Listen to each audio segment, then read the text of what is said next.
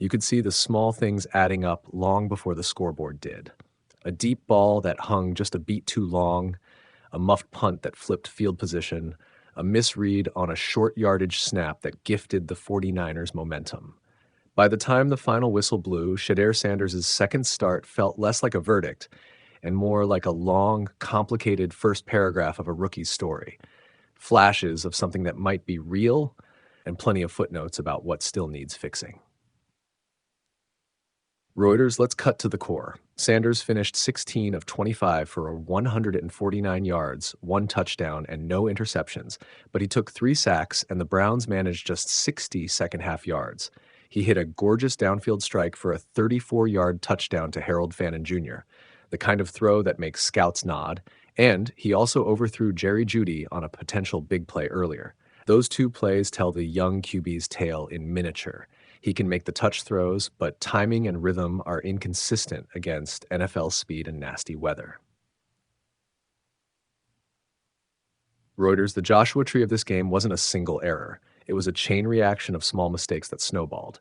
A botched 4th and 1 Wildcat snap, a muffed punt return, and short fields handed the 49ers 2 touchdowns that never should have been on the board. When those gift wraps show up on the same page as a rookie quarterback trying to settle in, it's easy for the narrative to tilt toward not ready. But that's short-sighted. Plenty of the Browns' miscues weren't Sanders throws. They were situational breakdowns that a functioning offense and cleaner special teams could have masked. Reuters, as Sanders' post-game comments were instructive because they were equal parts self-accountability and team-minded. He called the deep miss to Jeudy a missed shot and said, "When I miss that shot, I have to stay on myself to keep shooting." That's exactly the right mentality for a rookie who's learning how to trust his timing and handle adversity. He also talked about developing trust with Jeudy. Not a miraculous sentence, but the honest kind of workmanlike assessment coaches love. Chemistry is built with reps, not pressers. Heavy sports. And then there was the moment that made headlines. A sharp pushback when asked whether he thought a failed 4th down call was a good one. Sanders bristled, calling the phrasing rude and reminding reporters that he wasn't there to criticize his coach publicly. "We are never going to be up here pointing a finger at no coach," he said, and you could hear both loyalty and a rookie's instinct to protect the locker room. That line says a lot about his temperament. Young quarterbacks who survive the trenches tend to be the ones who accept accountability while also insulating teammates from hot takes. Heavy sports. Still, the tape is clear on 3 areas that must improve quickly. First, pocket presence and processing under duress. 3 sacks on a windy day aren't just an O-line stat, they're a quarterback's learning ledger.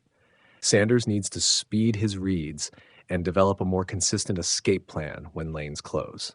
Second, timing with his top receivers. Jeudy had only 3 catches for 26 yards. That's not a chemistry crisis, but it's a signal that route depth, cadence, and pre-snap communication need work. Third, situational management. Winning at the NFL level requires minimizing those turnovers and special teams bonfires that hand opponents short fields. You don't have to be flawless to win, but you can't keep creating scoring chances for the other team and expect to build a season on hope. Reuters. Let's not overcorrect into doomsaying, though. There were encouraging moments beyond the touchdown throw. Sanders looked calm in the pocket on several mid-range reads, showed the arm strength to push the ball into tight windows, and didn't make a costly interception in what were, frankly, tricky conditions. For a 5th-round rookie who spent most of the year watching, that measured competence is a starting point. Coaches aren't looking for rookie perfection. They're searching for steady growth. Rotoballer.com, Kevin Stefanski's decision to keep Sanders as the starter next week, against an easier matchup on paper with the Tennessee Titans, tells you how the Browns are approaching the rest of the season. They're choosing clarity over short-term cover. If you want to evaluate a quarterback properly, you give him consecutive starts in real conditions, not 3 scattered series. That's what the team just announced they'll do. It's also a gamble.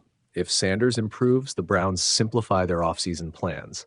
If not, they'll have to decide whether to pivot back to Dillon Gabriel or look elsewhere. NFL.com, what should the Browns do in the short term to give Sanders the best chance to show progress? Script early drives to build his confidence. Reduce the mental load with cleaner pre-snap checks and quick read concepts for the first quarter. Tighten protection on obvious passing downs so he isn't forced into rush escape decisions that lead to sacks or turnovers. And for heaven's sake, fix the special teams. Muffed punts and botched fourth down tricks don't give any rookie margin for error. These are basic, measurable changes that can alter the week-to-week narrative. Dogs by nature. Here's the pragmatic bottom line. Sunday didn't provide a firm answer about whether Shedeur Sanders is the guy for the long haul, but it also didn't close the book on him. What it did do was give coaches, teammates, and fans a clearer map of what needs to be addressed. The throw to Fannin showed the ceiling, the sacks, the timing misses, and the turnover chain showed the work. Both are true at once. If you're a Browns fan, this is where patience meets pressure.